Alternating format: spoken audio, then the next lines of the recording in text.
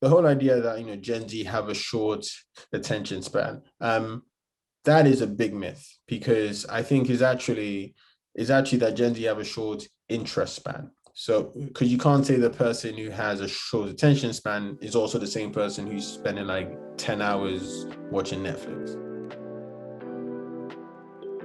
As the CEO and founder of Fanbytes, could you give some insight into the beginnings of your entrepreneurial success? Yeah, cool. So Fanbytes is my third company, and I actually started my first at 14. Then my second business, which I ended up selling, was a business called Entrepreneur Express. And that was actually the business which really got me into the whole like social media world, because it was a business media publication, kind of like entrepreneur.com, Business Insider, Fast Company, those type of things. But the thing that I was really good at was being able to grow these like Facebook pages around motivation and inspiration and stuff. And then I would take the traffic from there and send them directly to the site. And so when eventually I sold the business, I actually just looked at everything that was like important and valuable about it. And I was like, actually these pages, that was the most interesting. And then that was really the thing that then got me thinking about,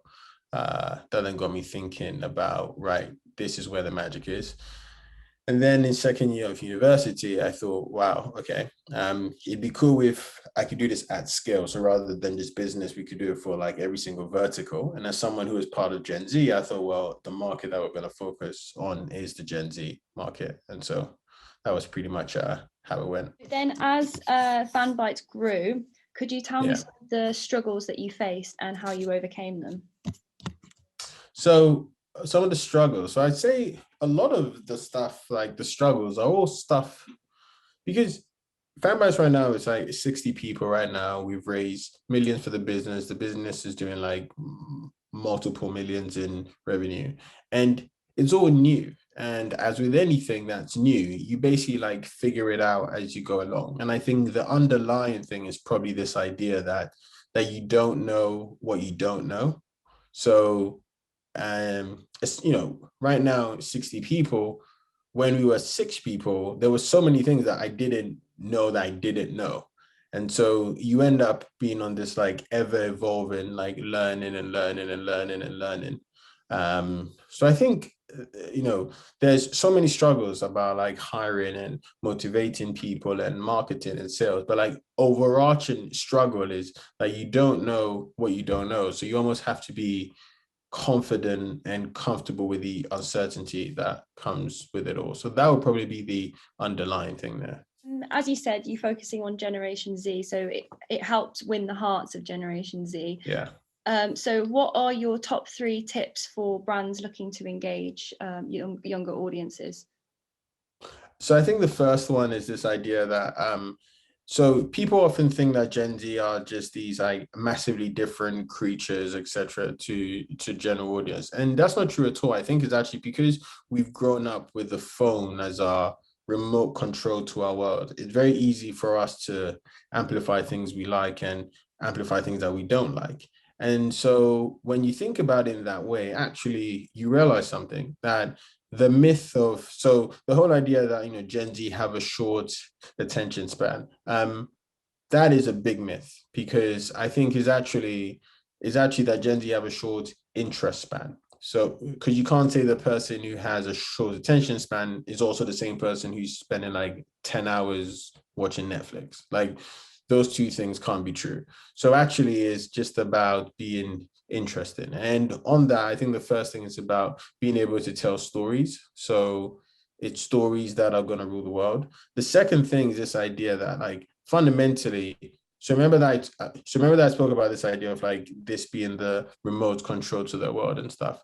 That means every single social feed is basically like a TV show. And so the people who get promoted the most are those who basically make the person's TV show look good. So the brands who do it well are those like who help you create the best TV show. So you look at brands like Gymshark, for example. Like Gymshark have built a whole brand and a whole movement, which if you're associated with Gymshark, you seem like a cool person.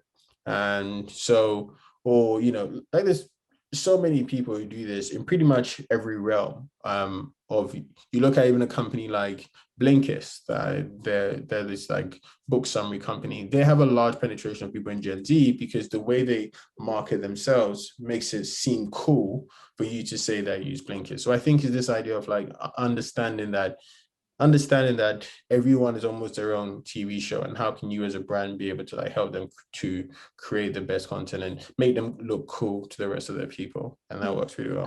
What is the secret to capturing and then maintaining audience attention in the digital era?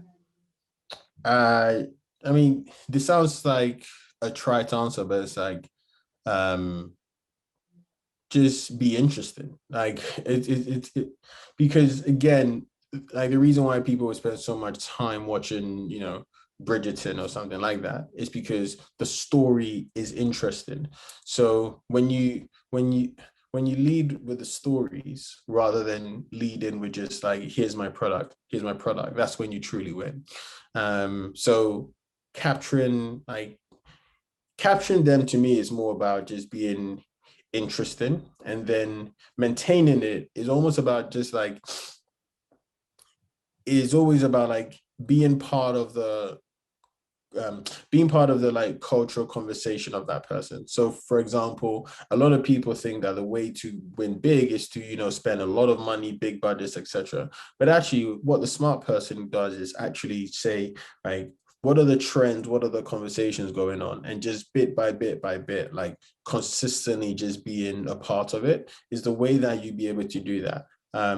Because a lot of the old school of marketers are used to like TV ads and all that stuff, they think it's like big bang stuff, when really now it's just about like small chunks of consistent cultural conversation.